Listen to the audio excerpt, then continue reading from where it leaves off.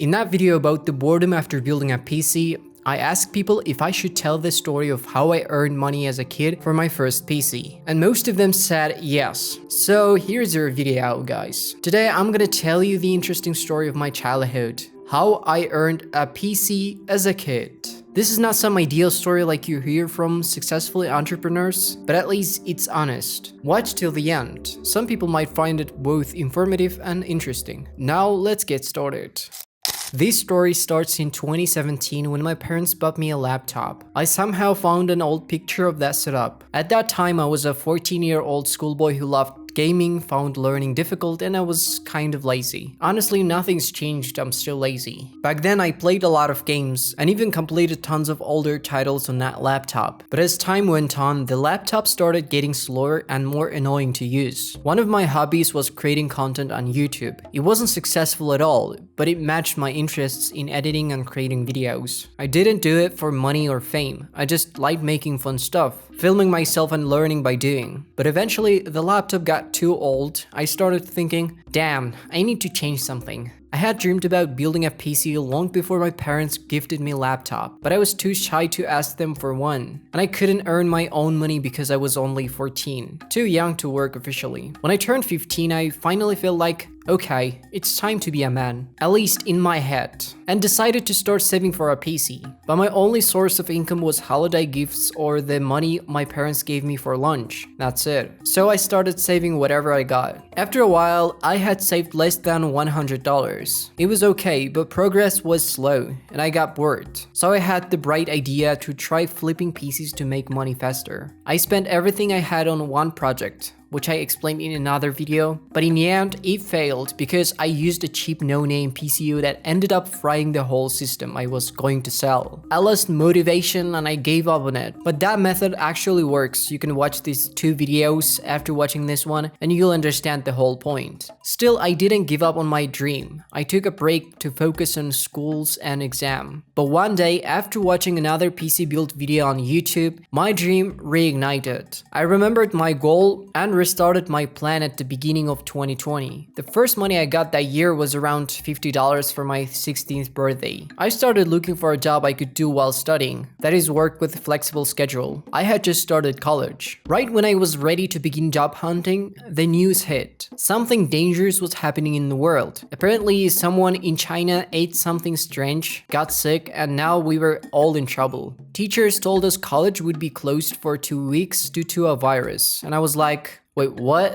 Is that even legal? I thought it'd be a short break, but we all know what happened next. 2 years of masks and lockdowns. I couldn't start working during that time. I just stayed home, studied online, and made content on my laptop. For some people, that might have been the end of their dream, but not for me. I live in Kazakhstan, and after a few months, things started opening up. Eventually, we were allowed to go outside again, even though we still had to wear masks. I started searching for jobs again. Nothing could stop me from building my PC, not even a pandemic. After a few days, I found a job at a local plastic bottle factory. It was my first job and I didn't care about the role, I just needed income. They were hiring students to collect plastic bottles and offered $20 a day. Now, if you're watching this from the US or any high-income country, don't freak out. Where I live, that was honestly a solid offer for a teen with zero experience. I was ready to agree until they told me the bottles weren't clean and I'd be handling them for recycling. That's when my paranoia kicked in. My brain instantly imagined touching virus-covered bottles and dying. So I said no and walked away. That was just the beginning. I went too many interviews after that. I even almost got involved in a financial pyramid scheme, but thankfully realized it in time thanks to online forums. Still, I couldn't get hired. Every company said the same thing. Too young, no experience, still a student, yada yada. But I didn't quit. I thought, what if I stop looking for a job and create my own instead? I remembered I could edit videos and figured I could make money from it. I posted an ad on a local secondhand market like Facebook Marketplace. The competition was wild, especially for a beginner like me. But I waited.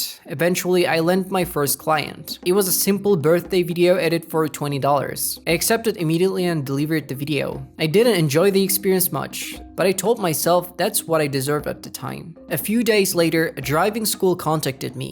They wanted 30 online video lessons edited, and they offered $600 for that. I was shocked. It felt like a huge responsibility. I worked 16 days straight to finish it, though now I know I could do it in 3-4 days. My mindset was just limited back then. I didn't think I deserved that kind of money. Now, as someone almost 21, I wanted to give one piece of advice to those younger than me. Don't undervalue yourself, your time, your skills, your existence. It's all valuable. Even if you can only do a small thing, that small thing still matters. Don't think you're useless. Don't be like I was. So in the end, I earned around $700 through my editing skills, and that made me really happy. I was halfway to my goal. I could have worked more and earned the rest, but after about 6 months, I stopped getting clients. That left me with no choice. I had to find a job again.